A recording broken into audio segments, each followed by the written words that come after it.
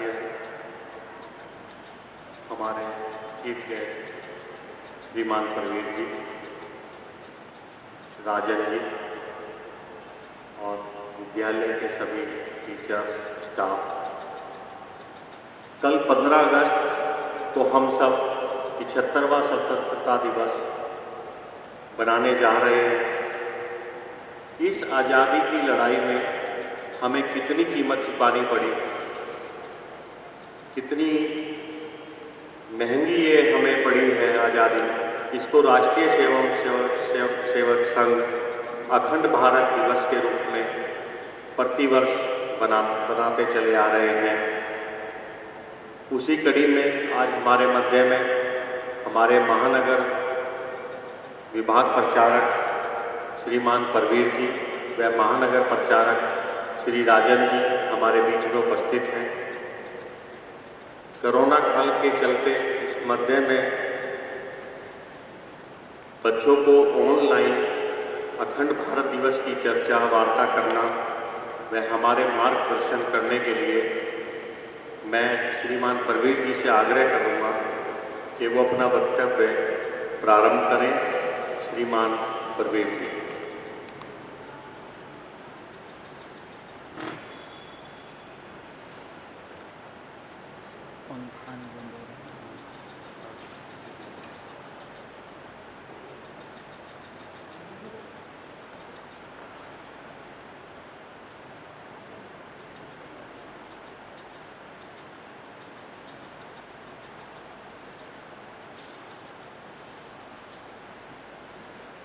मंचस्थ अपने इस विद्यालय के प्रबंधक जी,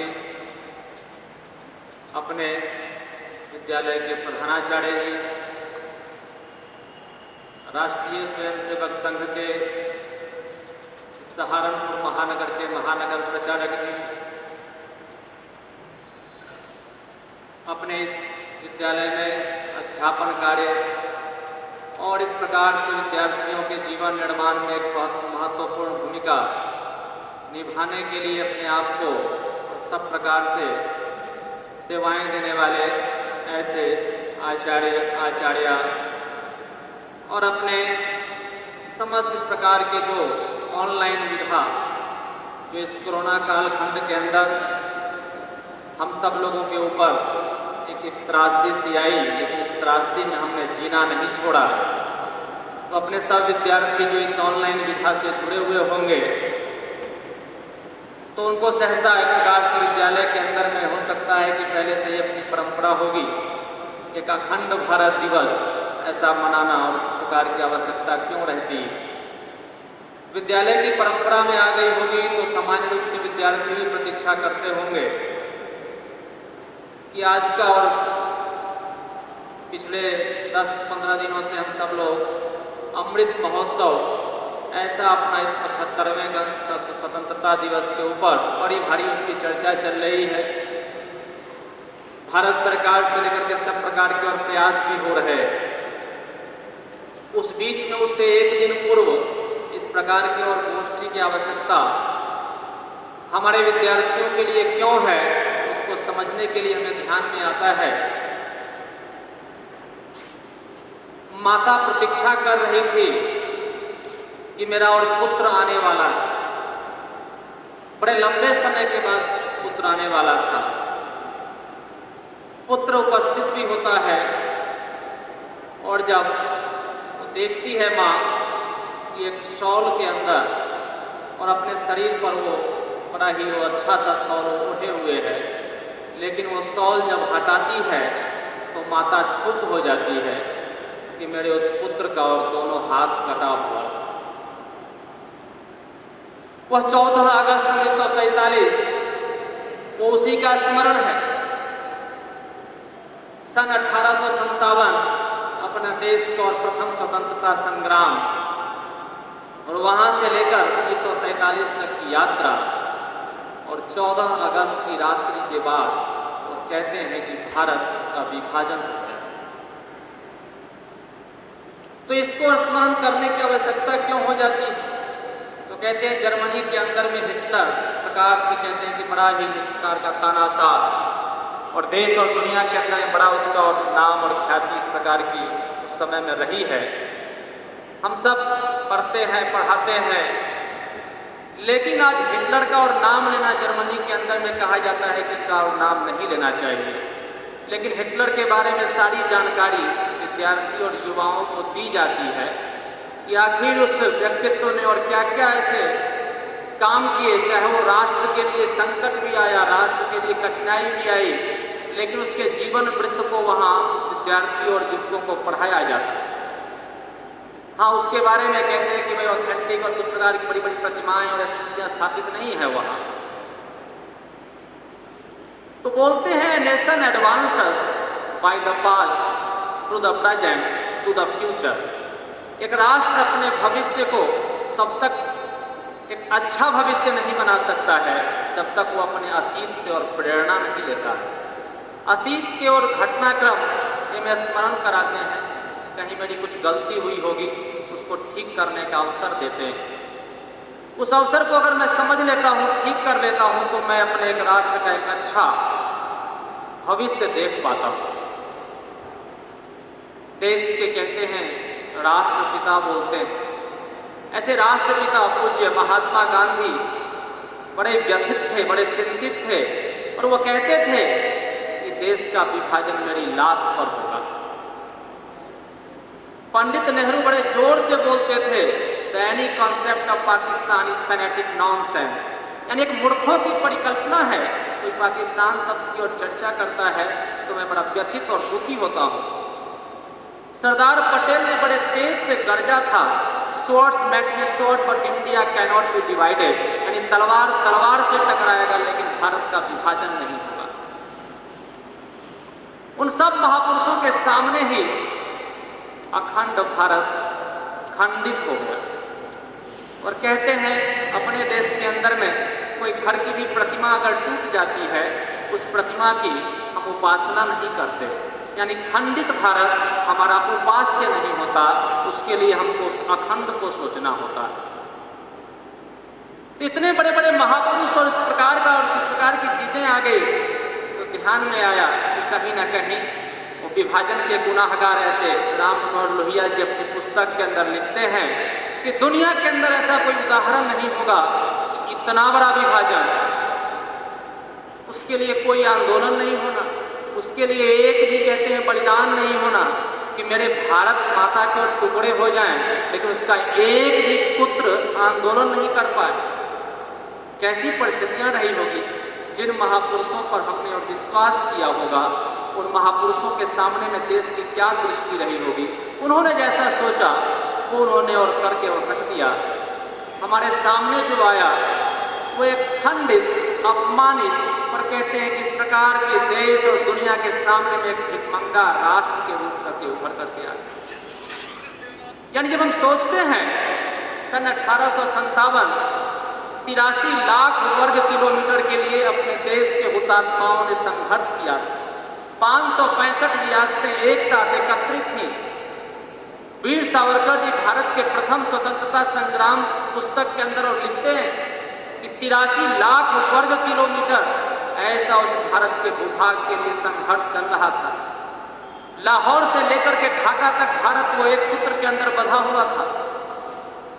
किसी अपने उस वीर सिपाही के अनुशासनहीनता के कारण से आज़ादी हमें प्राप्त नहीं हो पाई, लेकिन जो आज़ादी प्राप्त हुई वो आज़ादी हमारे पुरुषार्थ के बल पर इस प्रकार की नहीं थी, वो हमें और मांगी गई, भीख में मिली हुई ऐसी आज़ादी प्राप्त हो गई। जिस संगठन की भी चर्चा कर रहे थे, राष्ट्रीय स्वयंसेवक संघ, उसके बारे में जो लिखता है तो पाकिस्तान का बड़ा सम्मानित पत्र है द डॉन।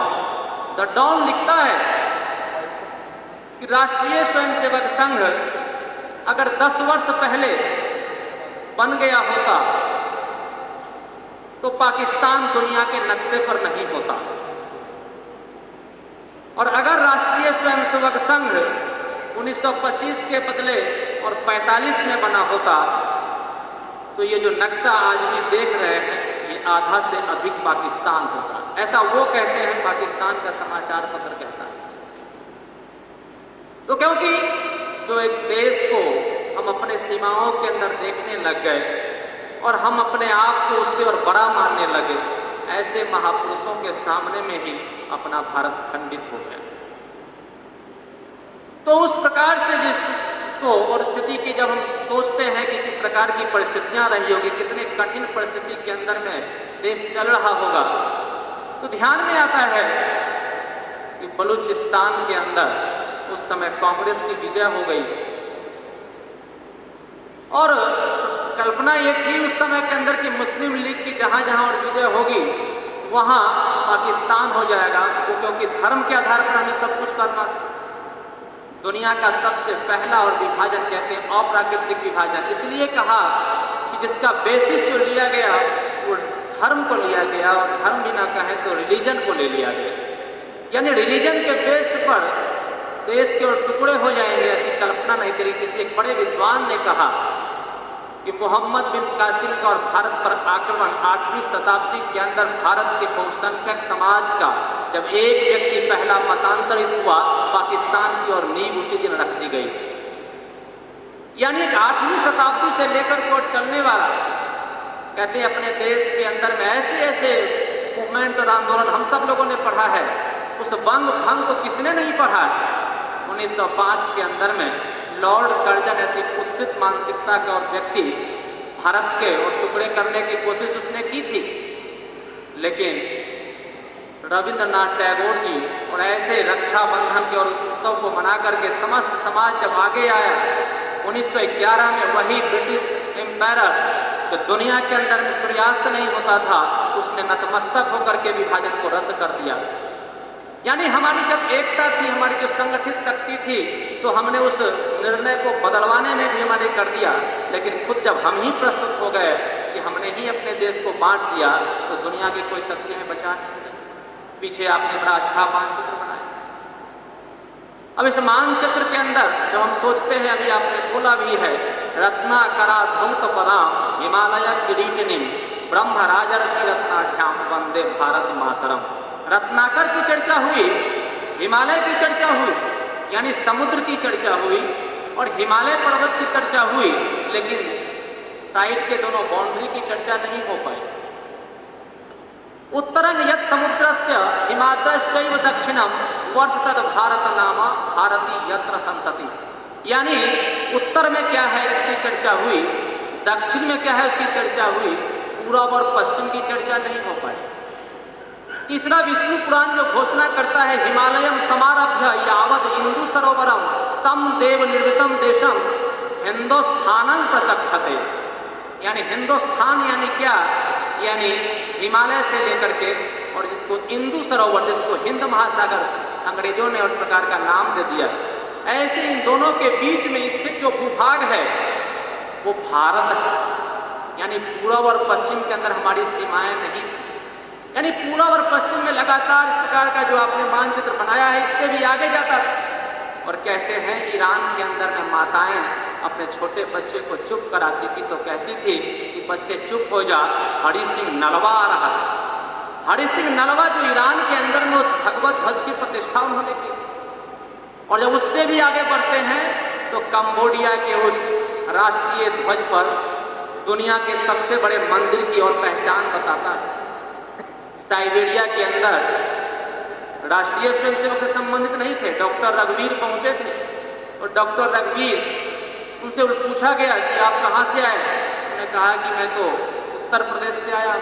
उत्तर प्रदेश यानी भारत से आप आए होंगे। उत्तर प्रदेश में कहाँ से आए? उन्होंने कहा कि काशी से आया। तो कहते हैं कि चरणों पर और गिर जाते हैं सब लोग। कहते हैं कि हमारे 2-3 पीढ़ी पूर्व लोग कहते थे कि कोई काशी से आया था जिसने हम लोगों को संस्कृति का ज्ञान दिया था। इंडोनेशिया की और एयरलाइंस के अंदर वो गरुड़ को हम देखते हैं। इंडोनेशिया के अंदर में सबसे ज्यादा इस्लाम धर्मावलंबी ऐसे मानते हैं, लेकिन वो रामलीला का पाठ बड़े अच्छे तरीके से करते हैं। यानी दुनिया का सबसे बड़ा इस्लामिक राष्ट्र अपने संस्कृति के ऊपर बड़ा ही विश्वास करता है। उनके नाम बड़े संस्कृत निष्ठ होते हैं। लेकिन भारतवर्ष की जो त्रासदी थी 1905 के अंदर हमने वैसा काम किया। 1906 में मुस्लिम लीग की स्थापना हो गई और वह स्थापना ही नहीं हो पाई। कहते हैं कि भारत के विभाजन की इस प्रकार की तस्वीर और उभरती चली गई, जो हम अलग अलग वर्षों के अंदर हम देख रहे हैं। वो अफगानिस्तान हम सब समझते हैं, हम महाभारत के अंदर और जानते हैं। माँ गांधारी कहाँ से थी इसके बारे में बताने की आवश्यकता नहीं होती। वो गांधार नाम आज से नहीं था। वो बामियान के अंदर वो बुद्ध की प्रतिमाएं हमें क्या बताती है, इसको कहने की आवश्यकता नहीं थी। दुनिया की सबसे ऊंची बुद्ध की प्रतिमा कहाँ थी? वो बामियान कहाँ है? वो अफगानिस्तान के अंदर। आज वहां की परिस्थितियां क्या है? अमेरिकी सेना हटी है, तालिबान फिर से स्थापित हो रहा है। भारत जिस कारण से भारत है, उसकी सारे चिन्ह जो है वो आधुनिक पाकिस्तान में है। यानी जब हम पाणिनि के उस व्याकरण को खोजना चाहेंगे, यानी संस्कृत साहित्य के उस महान व्यक्तित्व का जो देवनागरी की वो लिपि देते हैं, ऐसे व्यक्तित्व पाणिनि का जन्म स्थान कहाँ है? वह तक्षशिला, जिस अखंड भारत की उपासना हम सब लोग दिन रात करते हैं, इस अखंड भारत को सबसे पहले प्राप्त किसने किया? तो तक्षशिला का एक शिक्षक, जिसके जेब के अंदर एक स्वर्ण मुद्रा भी नहीं थी, उसने अखंड भारत को प्राप्त कर लिया चंद्रगुप्त की मदद से। वो कहाँ पढ़ा था? वो तक्षशिला में। वो तक्षशिला हमारे लिए सम्मान की चीज है, हमारे लिए प्रतिष्ठा की चीज है। लोग कहते हैं दुनिया के लोग जब वृक्ष की छाल पहनते थे उस समय तक्षशिला में और सुपरवाइजर यानी सिक्योरिटी गार्ड और इंटरव्यू ले लेता था। पूरे दुनिया से लोग पढ़ने आते थे, 10,000 छात्र पढ़ने आते थे। जब दुनिया के अंदर विश्वविद्यालय की कोई कल्पना नहीं थी, तो हमें तो उस पर गर्व करना होगा। हम माताएं और आरती करती हैं, हिंगलाज में तुम्ही भवानी। वो हिंगलाज भवानी कहाँ है? वो हिंगलाज भवानी यानी पाकिस्तान के अंदर। वो कटास राज कहते हैं भगवान शंकर के और नेत्र के साथ और उसकी अवधारणा जुड़ी हुई है। वो कहाँ है? वो कटास राज का मंदिर पाकिस्तान के अंदर। सिद्ध पीठों यानी माता के शक्तिपीठ 51 शक्तिपीठ उसके अंदर है। माता ढाकेश्वरी कहाँ है? वो बांग्लादेश के अंदर और ढाका के अंदर स्थित है। यानी एक संपूर्ण जो सिद्ध क्षेत्र है, ऐसे 12 ज्योतिर्लिंग, ऐसे 51 शक्तिपीठ को जब हम देखते हैं तो हमें वो पूरा भारत दिखता है।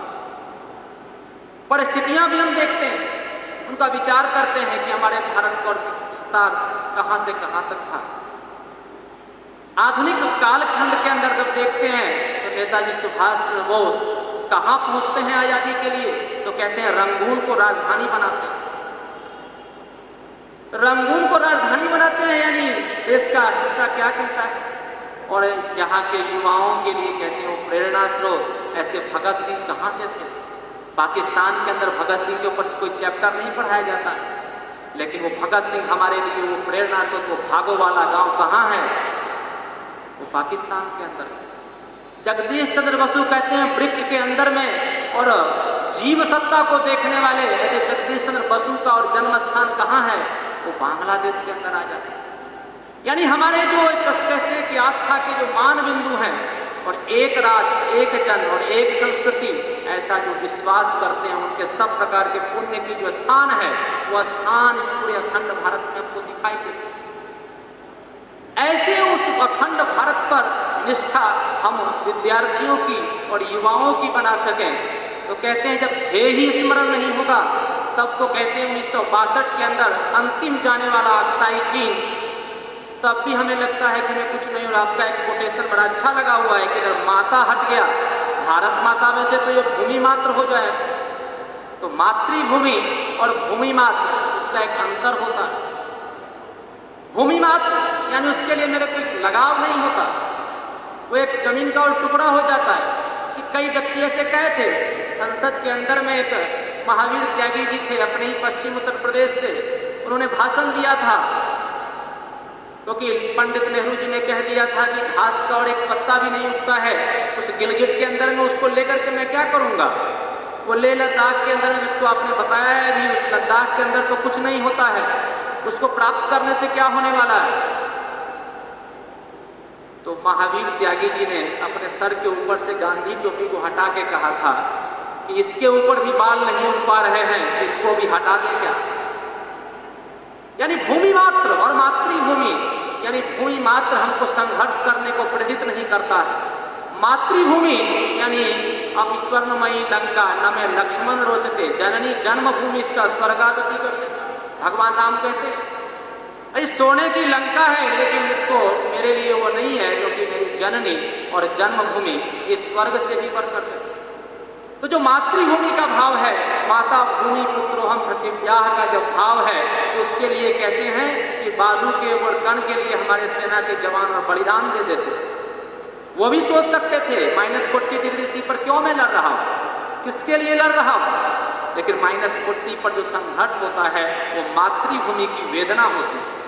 तो ऐसी जो वेदना हमारे विद्यार्थी और युवाओं के अंदर होगा, तो कहते हैं कि उस अखंड भारत के उस लक्ष्य के प्रति वो समर्पित हो जाएंगे। वो सोचने लगेंगे कि कभी था तो उसको प्राप्त भी कर सकते। कभी कभी लोग कह देते हैं अब तो असंभव हो गया, लेकिन वो नहीं समझ पाते हैं कि वो चार बाहर की परियोजना क्या है।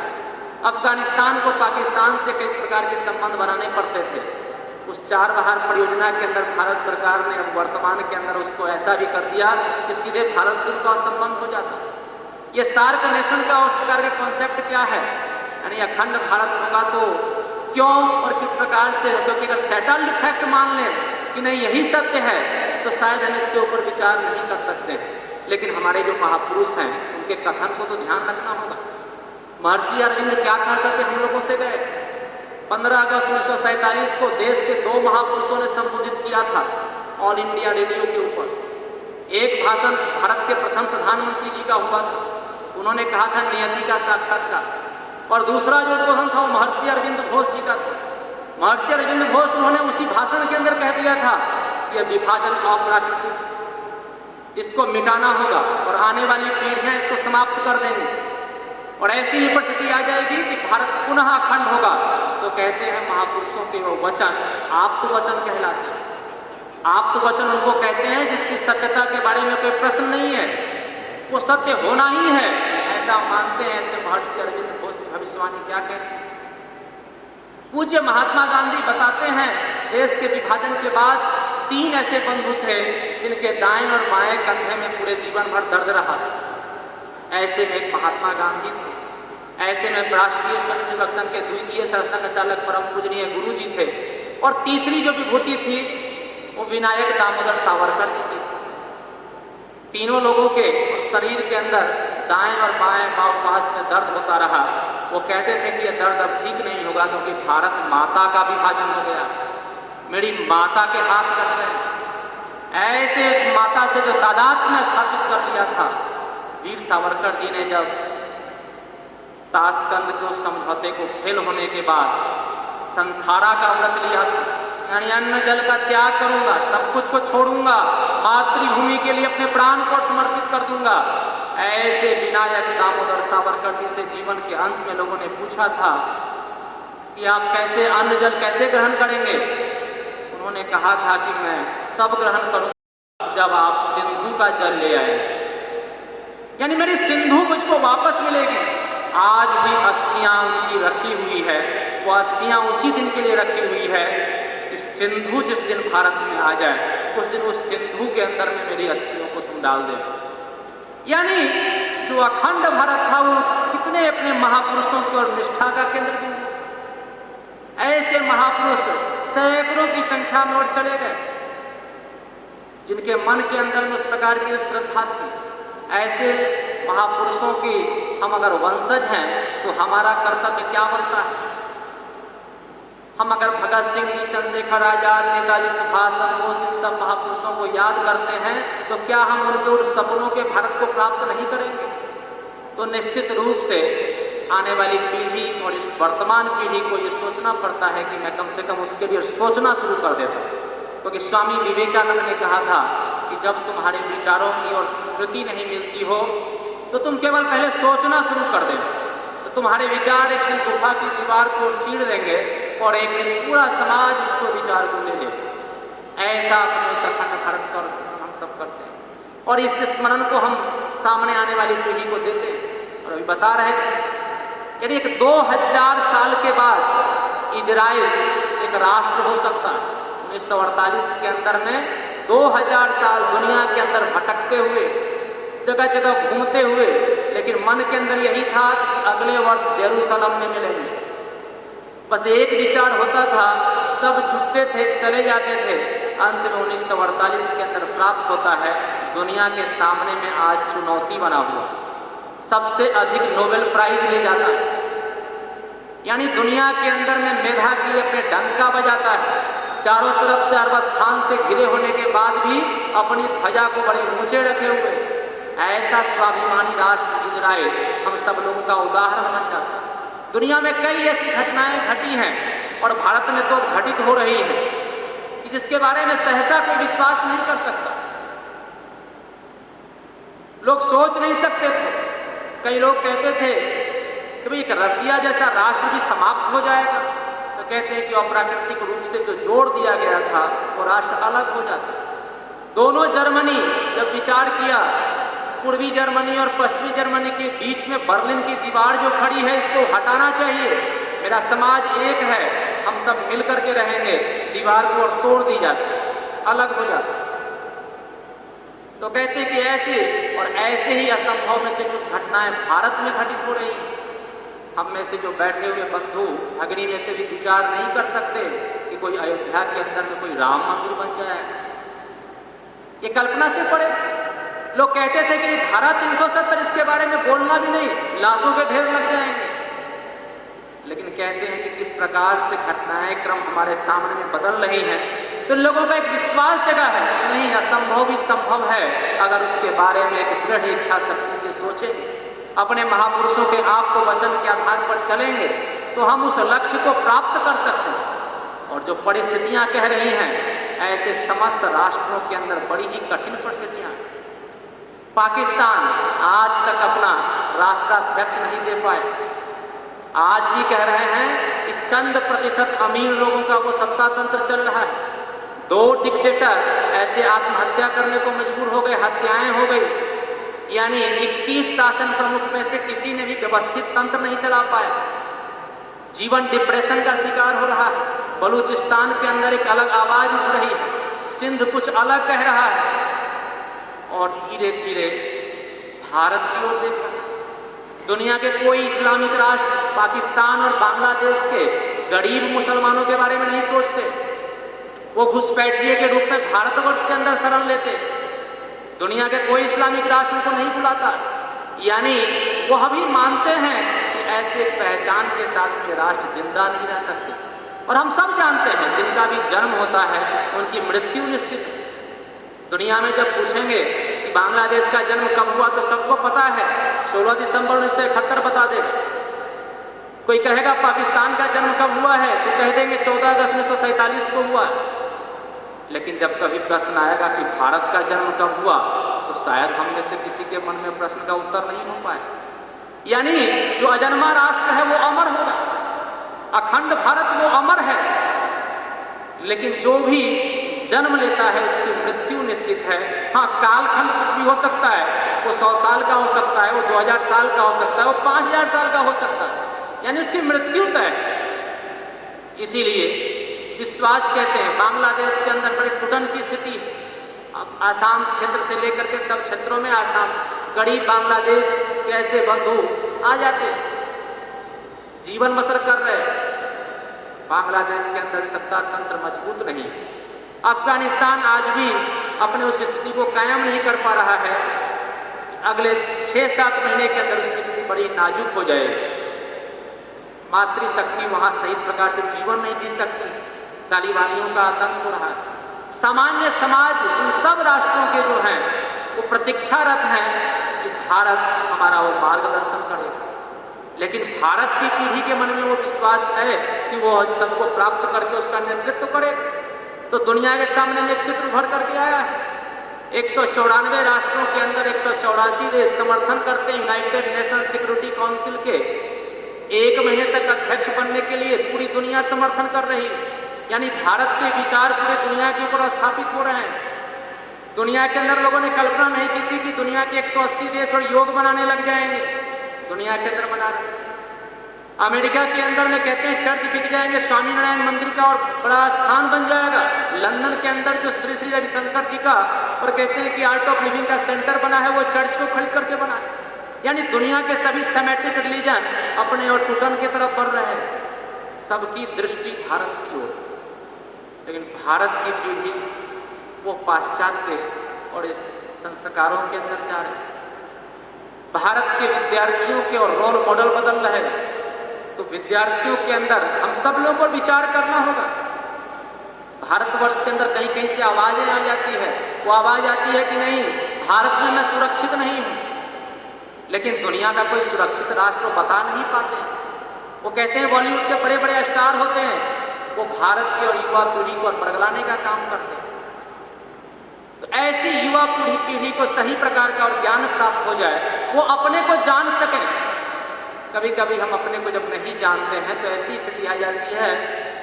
APJ अब्दुल कलाम कहते थे कि भारत एक आत्मविस्मृति का शिकार हो गया। वो नहीं समझ पाता है कि मैं कौन हूं।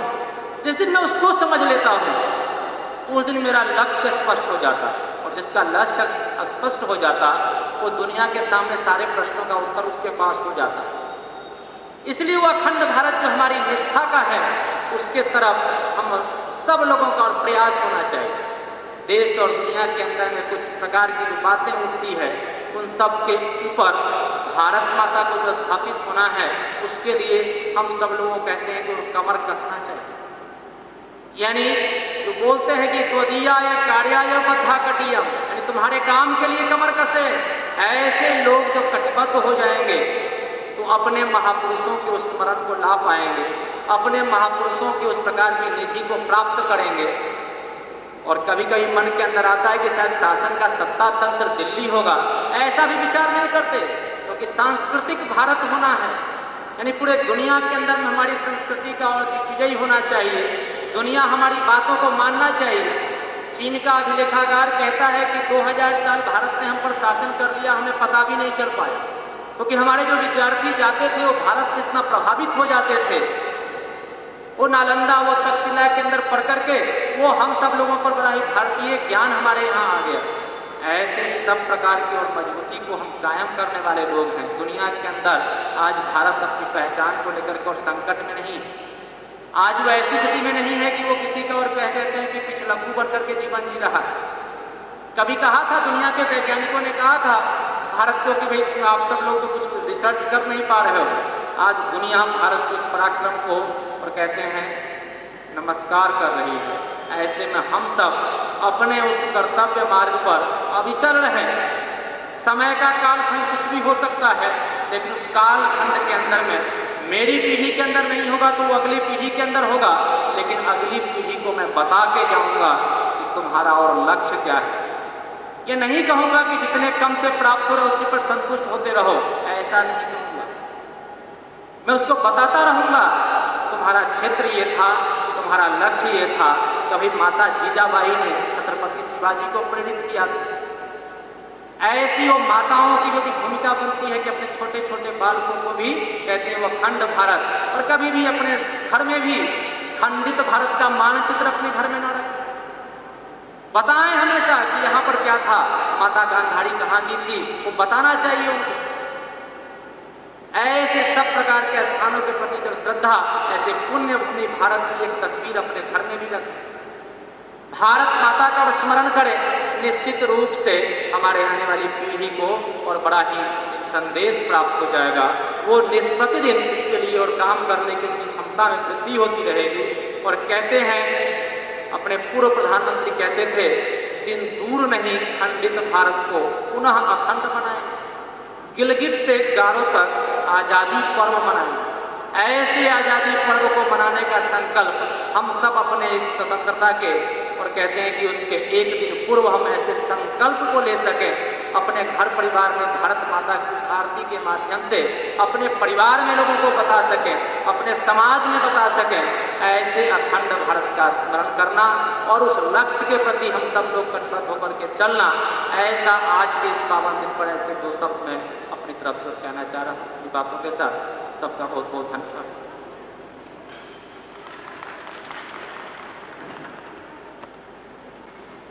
Thank you so much, sir, for sharing this valuable knowledge with us, which every Indian should be aware of. Now, I would like to request our respected principal, sir, to please come and propose vote of thanks.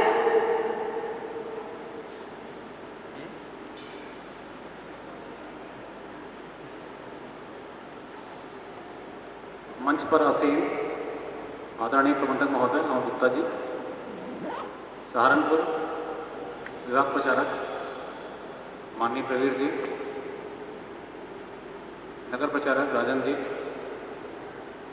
उपस्थित सभी शिक्षक शिक्षिकाएं और online session देख रहे मेरे प्यारे विद्यार्थियों, आज माननीय मुख्य अतिथि महोदय ने हमें पूरा अखंड भारत दिखाया और अपनी जानकारी और प्रेरक विचारों से अवगत कराया। महाभारत काल में गांधारी माता का जिक्र, 51 सिद्धपीठ, उनमें एक ढाका में,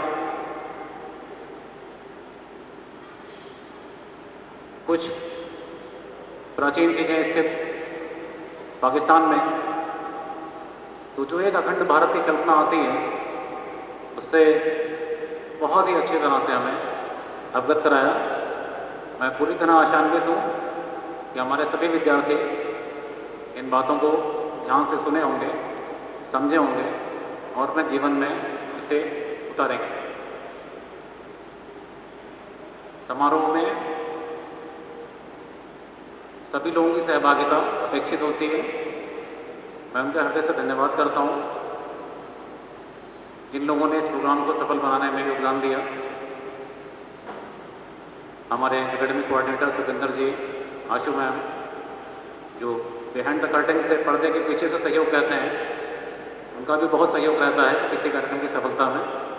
उन सब लोगों को मैं हृदय से धन्यवाद करता हूँ और अंत में माननीय प्रवीर जी का फिर से धन्यवाद करता हूँ। उन्होंने अपना बहुमूल्य समय हमें दिया और हमारे बच्चों को निश्चित रूप से इससे लाभ होगा। In the last but not the least, मैं आदरणीय प्रबंधक महोदय से अनुरोध करूँगा कि वो मंच पर आएँ और माननीय प्रवीर जी का धन्यवाद करें, प्लीज़।